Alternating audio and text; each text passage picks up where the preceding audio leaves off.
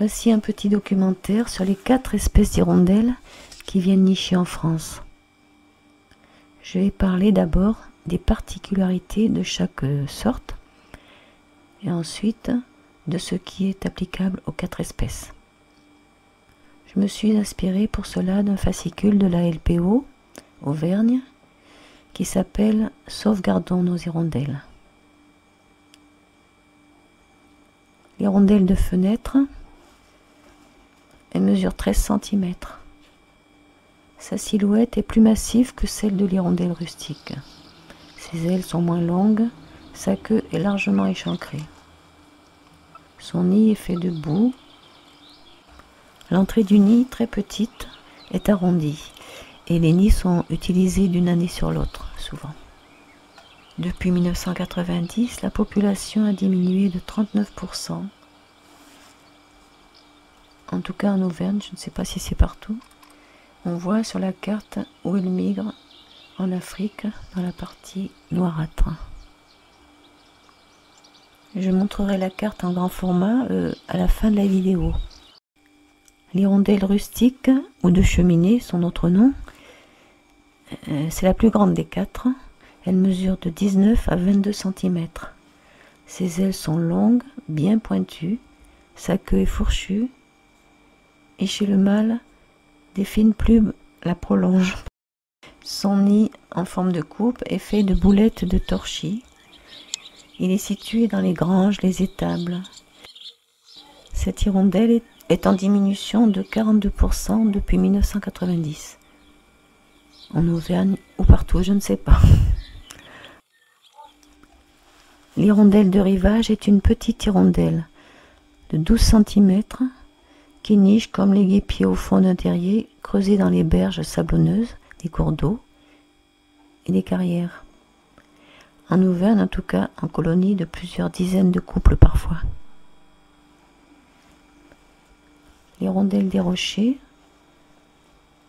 Cette hirondelle trapue de 14 à 15 cm niche dans les falaises ou sur les surplombs de bâtiments comme les églises par exemple. Les nids sont isolés ou en petites colonies et c'est une coupe faite de boue ouverte collée au rocher. Maintenant on va parler des espèces des 4 ensemble qui ont à peu près toutes les mêmes caractéristiques, les mêmes comportements. Donc comportement, la migration et l'installation.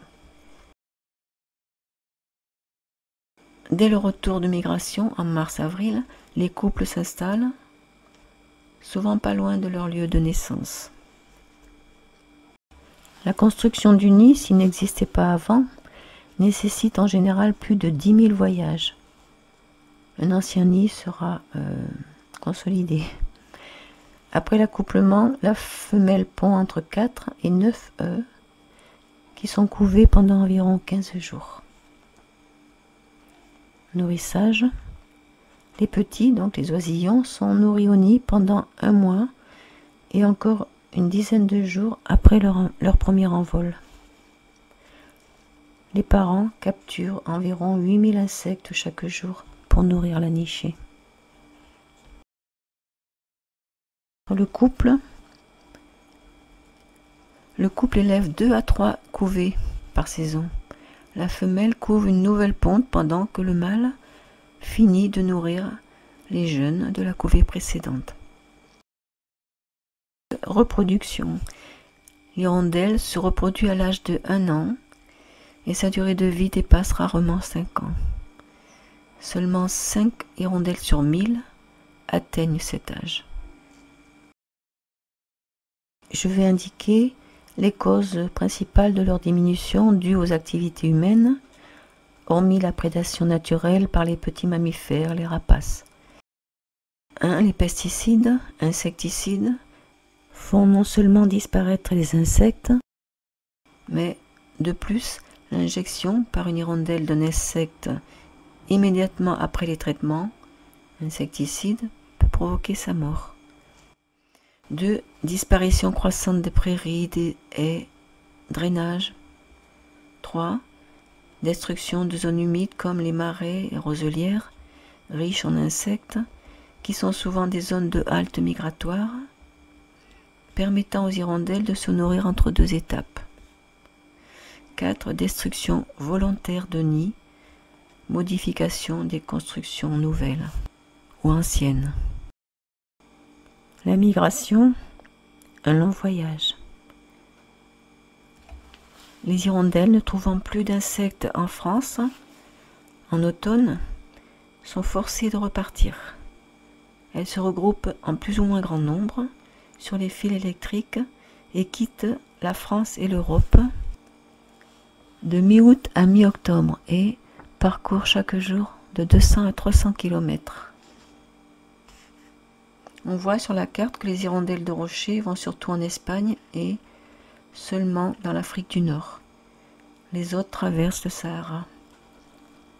Celles qui partent du nord de l'Europe sont souvent celles qui descendent le plus au sud, en Afrique.